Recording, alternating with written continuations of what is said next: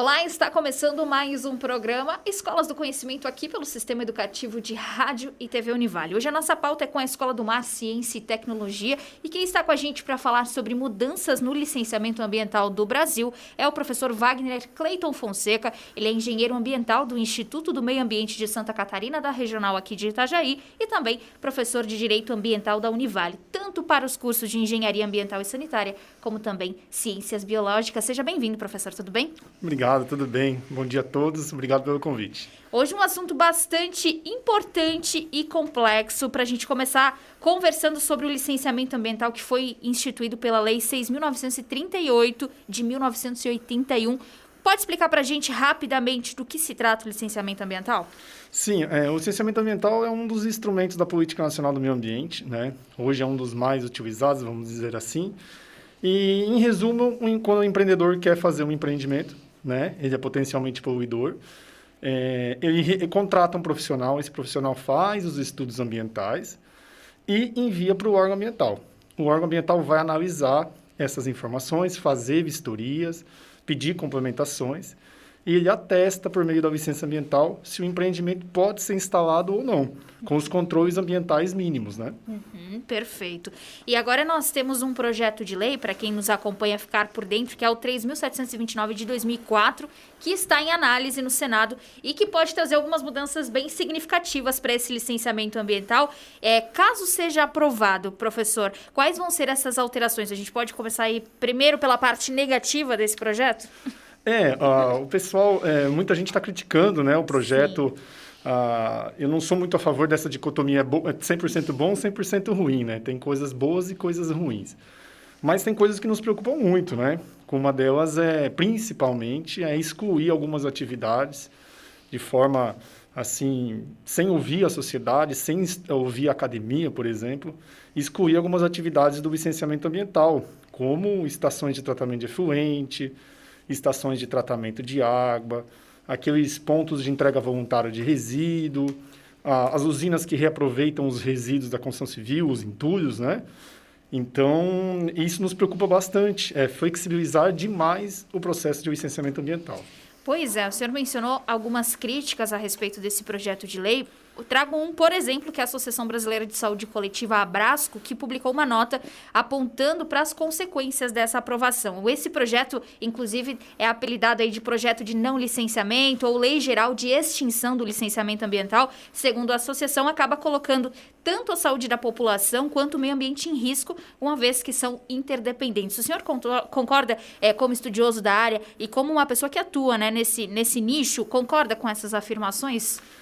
Principalmente com essas atividades que vão deixar de ser licenciadas, a questão de saúde pública vai ser muito afetada, né? Porque, por exemplo, uma estação de tratamento de efluente, você tem que estudar a concepção de tratamento, se os rios vão comportar o lançamento desse efluente tratado.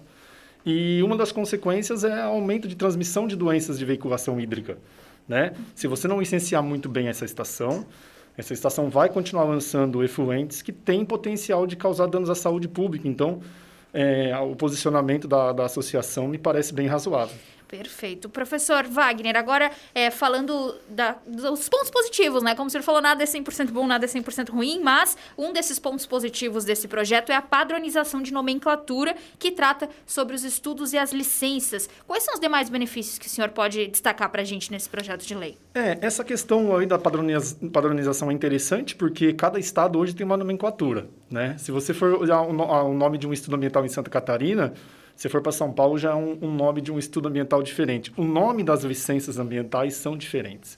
Então, eu creio que a padronização é interessante, facilita os procedimentos para os profissionais que atuam em vários estados, né? Uma outra coisa positiva que eu acho interessante é a questão, tem atividades que não precisam de licenciamento, mas o empreendedor precisa de uma declaração do órgão falando que ela não é passível de licenciamento porque os bancos exigem, né? E hoje essa certidão, pelo menos aqui em Santa Catarina, ela é paga, né? E o projeto de lei prevê que ela seja automática e gratuita. Então, eu creio que é bem positivo. Então, não é um projeto de lei 100% ruim, mas ele tem pontos bem críticos, assim. E na sua concepção, então, o ideal seria um debate um pouco mais amplo com a sociedade para depois fazer essa aprovação definitiva? O que hoje acontece é se criminaliza muito o órgão ambiental, criminaliza entre aspas, vamos dizer assim, culpa-se muito o órgão ambiental pela morosidade, né? Só que poucas pessoas vão atrás das causas. Por exemplo, qual é a qualidade dos estudos ambientais que chegam nos órgãos ambientais? Talvez seja por isso também que eles não consigam emitir as licenças, né? Uma outra coisa, todo mundo quer flexibilizar o licenciamento com a desculpa da morosidade, mas ninguém fala em capacitar os servidores do órgão ambiental, dar estrutura para os órgãos ambientais. A gente vê aí, tem um movimento que está acontecendo do reestruturação do IMA já, né? O órgão ambiental estadual.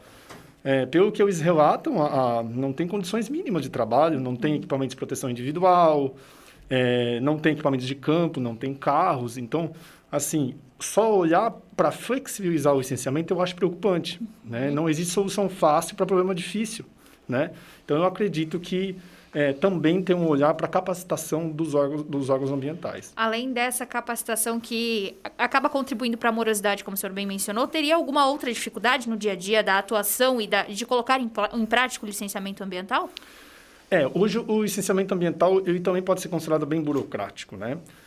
Os profissionais do órgão ficam muito tempo nos escritórios analisando a documentação e, às vezes, não tem tempo de fiscalizar essas licenças. Porque uma licença ambiental é um papel.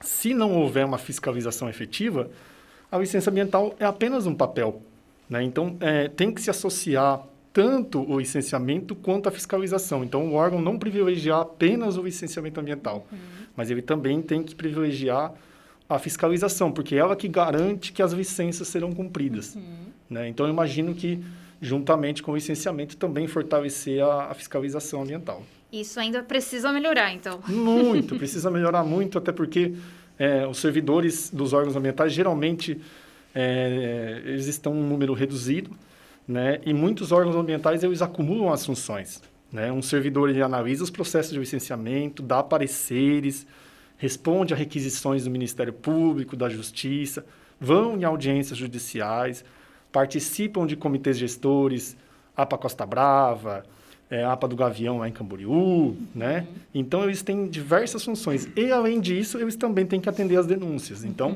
você acaba tendo que atacar em duas frentes. Então, eu acredito que dar uma atenção maior aos recursos humanos do órgão ambiental, procurar fortalecê-los e não mais enfraquecê-los. Professor, a gente está quase com o nosso tempo encerrando aqui no nosso programa Escolas do Conhecimento, mas, como eu mencionei no começo, o senhor atua também no Instituto do Meio Ambiente aqui de Santa Catarina, na Regional Itajaí. Pode passar para a gente o panorama aqui da nossa região? Como é que estão essas situações de licenciamento ambiental? Tem muita denúncia, muita polêmica? Vocês estão trabalhando bastante aqui na nossa região? Sim, a gente trabalha bastante, né? A gente tem o apoio das fundações municipais, né? Que também acabou desafogando bastante o Instituto do Meio Ambiente, o IMA, né? Mas polêmicas a gente sempre tem, sempre vai acontecer, porque às vezes as leis ambientais são dispersas e às vezes elas dão margem para diversas interpretações. Mas é interessante que nós temos um Ministério Público atuante, os órgãos ambientais estão se capacitando mais, então a qualidade dos licenciamentos está aumentando e, consequentemente, a proteção ambiental. Que bom saber disso. Professor Wagner Clayton Fonseca, engenheiro ambiental do Instituto do Meio Ambiente de Santa Catarina, também professor aqui da Univale, hoje falando sobre esse destaque nas mudanças do licenciamento ambiental no Brasil. A gente segue acompanhando para ver se vai ser aprovado ou não, né, professor? Com certeza, vamos acompanhar. Então, tá bom. Muito obrigada pela sua participação e qualquer novidade nós estamos à disposição. Muito obrigado, agradeço a todos e um bom dia. Esse foi o Escolas do Conhecimento de hoje. Muito obrigada a você que nos acompanhou. Até a próxima.